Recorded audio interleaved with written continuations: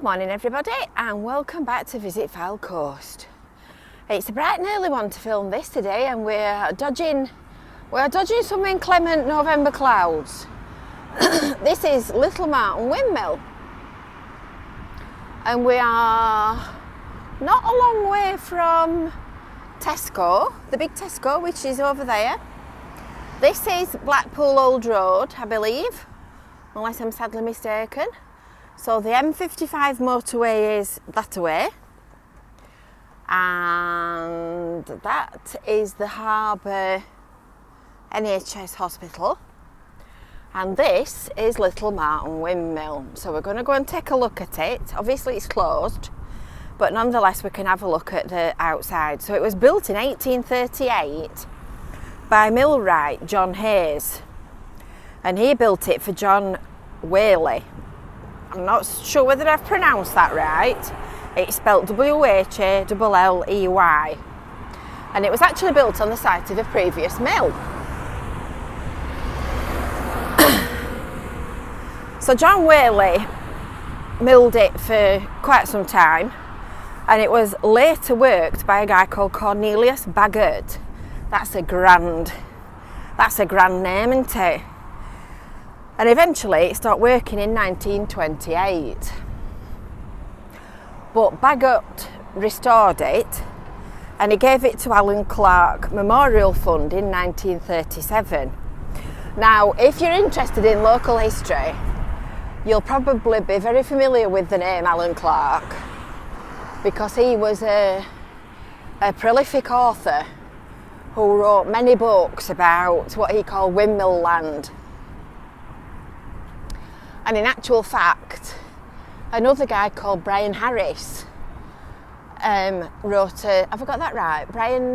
Michelle Harris and Brian, I've forgotten his second name. Oh, I'm sorry Brian if you're watching this. But they wrote a book called Return to Windmill Land, which is a really good read if you've not seen it. If you know this area, it's really funny. I tittered him when I read it. So Little Marton Mill is a tower mill, and you can see why it's called a tower mill. I'm just looking to see if I can see Blackpool Tower, but I can't actually see it from here. It should be in that general direction, but no, it's obviously at the back of the houses. So it's a tower mill, but it's a grist mill that grinds corn into flour. So what's grist, I can hear you asking, because that's exactly what I asked when I read it yesterday. What's a grist mill? So apparently grist is grain that's already been separated from the chaff. So if you carry on in that direction before we follow this little footpath and turn the corner, if you carry on in that direction you come to a right turn which takes you to the zoo and Stanley Park. Or if you carry straight on, you kind of end up in the town centre. So we're going to follow this little footpath because it's a little bit wet this morning, a little bit muddy. And did you know that it's the last remaining windmill in Blackpool? And in 1983, it was made a listed building. And we're going to go and have a look at the Blue Plaque, which is just above the door there. When that was unveiled on the 1st of March 2015.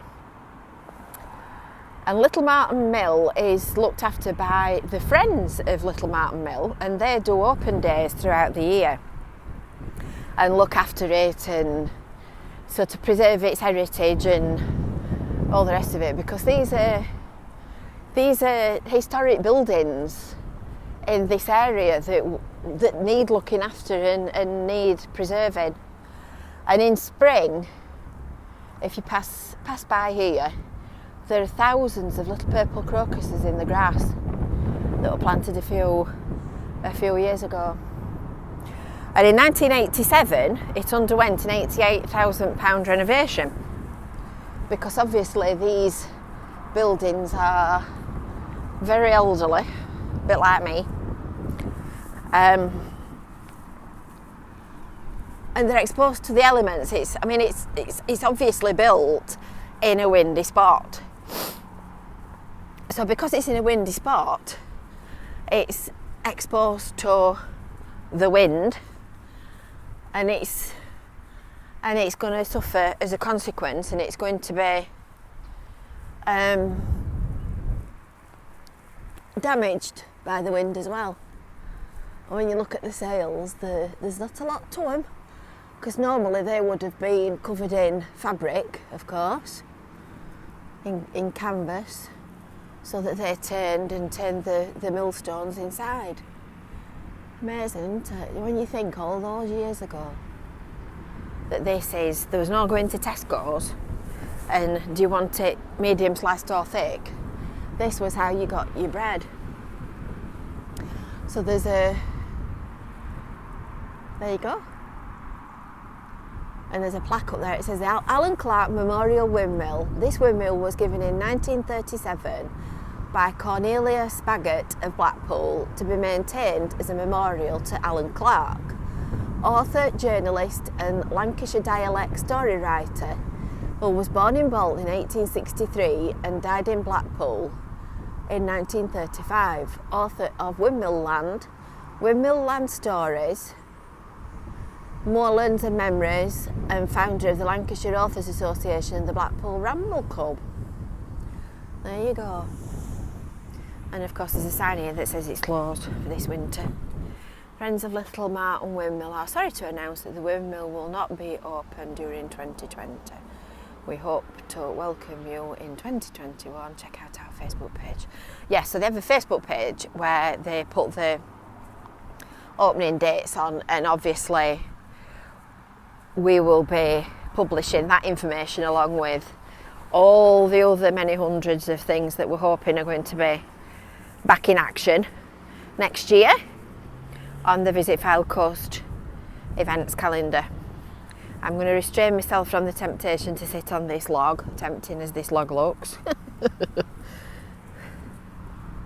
Oh look, there's another one. Put them in the bin. And that's it from the front. Well, I suppose that's it from the side. So that's Little Marton Mill. And you'll know that there are two other windmills on the FYLDE Coast. There's one at Lytham, obviously, on the green. There's one at Marsh Mill, which is at Thornton.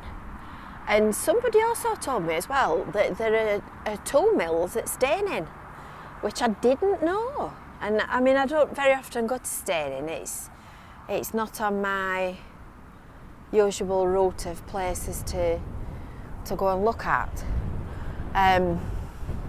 But I shall be going and having a look. I shall be going and having a nosy.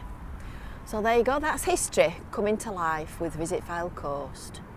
Don't forget to subscribe to the Visit FYLDE Coast YouTube channel, and we will be bringing you lots more interesting videos and things that we can look at during the weeks of winter.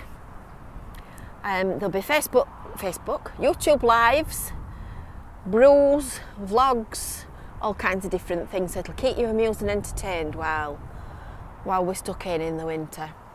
So don't forget, subscribe, hit that little bell for notifications and share it with your friends. And you'll have a lovely day now. We'll see you soon. Bye.